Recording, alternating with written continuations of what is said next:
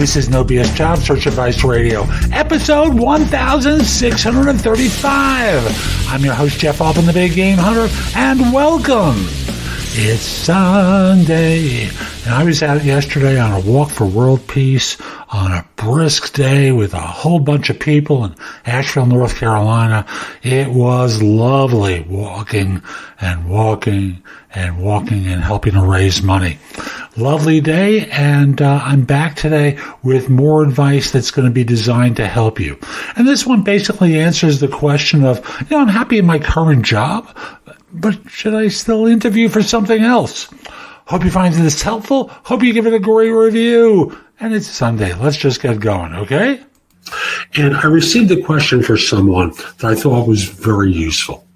Should I be interviewing for my next job even when I'm content in my current one? What do you think? Does it make sense to start looking at other things even though you're, quote, happy? Now, content is an interesting word, but I think that's a deflection. The real thing is, often when we're content, we're comfortable. We stop pushing ourselves. We stop stretching ourselves. We stop trying. And I remember years ago when I was in search, and there was a sales trainer named Steve Finkel who would teach us different closing techniques, and they were kind of manipulative techniques. And there was one thing he said that really stuck out. And the premise was you were trying to recruit someone, and they said, I'm happy where I am. And he said, and this was his clever rebuttal, but clever belies the fact that it's true. It makes it seem as though this rebuttal has no basis in fact, when it actually does. And what he told people to say was, the person who gets ahead isn't always the smartest or work the hardest, although goodness knows that's a great quality to have. The person who gets ahead is the one that remains alert to opportunity. I would add on to that, sometimes those are internal to your organization. More often than not, they're external. And between those two statements, the one that Steve proposed and my add-on to it, that's absolutely true. Being content doesn't mean that you won't be more content in the next organization, stepping up to a new challenge. It doesn't mean that the next firm would be proposed something even better that you'd like more. And there's no way to find that out unless you talk with that firm.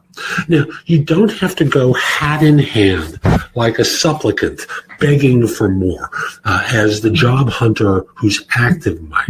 You are content where you are, and that's great. But if you open your eyes and open your ears up to other possibilities, you may find that there's a better option for you somewhere else. I know at my last search firm, I spent a lot of years under what I eventually came to realize were difficult circumstances, but because I was in the mix of things and well regarded, often I didn't really feel it or see it until I got out of there onto my own. And as such, once those unnecessary burdens and shackles were lifted from me, until that happened, I didn't realize how miserable I was at the last place. That may or may not be true of you. I'm going to take the word content at face value and say you're happy, you don't have a care in the world, you're well regarded, you're happy with the money that you're making. It's not money that's going to motivate you, it's the nature of the work. I take that at face value. And who's to say that there isn't a better opportunity somewhere else? That when someone knocks on your door, they might not have a better chance for you. Now, many of the things you'll look at aren't going to be better. That's great. You affirm that your situation is better than that one.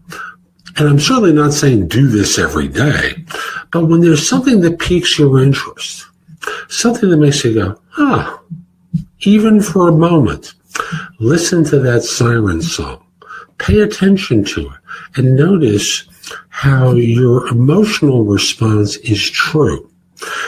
explore it. It may be confirmed or rejected, but listen to it and explore. So that's today's show. I hope you found it helpful. And if you did, here are a few more ways to get more from me. First of all, at my website, which is thebiggamehunter.us, I have more than 7,000 blog posts there that you can watch, listen to, or read that will help you find your next job. While there, if you're interested in one-on-one coaching from me, you can schedule a session, either a discovery call or a coaching session with me by using the button on the home page that says schedule. You'll see a number of different options. If you just want to have a quick chat to see if coaching makes sense, use the discovery call option. If you want the best of my advice with an emphasis on interviewing, go to jobsearchcoachinghq.com, where I've curated information with a focus on interviewing. If you decide to take a lifetime membership at the site, basically what I do is I give you the money back in the form of 1 hour of coaching with me that you can use as 2 30-minute sessions. Thus, the site becomes free. You can also hire me for a resume or LinkedIn profile critique, trusted advisor services, help with a salary negotiation, and much, much more at my website. Like you, I don't work for free. I do charge for what I do. You can also take my classes on Skillshare and become a premium member using the link in the show notes and receive 2 months for free instead of just the one that the site offers. Skillshare offers thousands and thousands of courses, not just simply mine, but on a host of different subjects that can help you in many different ways. Lastly, join my group on Facebook, which is called Career Angles. It's free to the first 250 members who join and is focused on helping you do better at work. Information is shared daily, and we're attempting to build a supportive group there. Ask to join. I'm not letting recruiters in, so it's a safe place and you won't get harassed. And I'll be back tomorrow with more, and in the meantime, I hope you have a great day. Be great!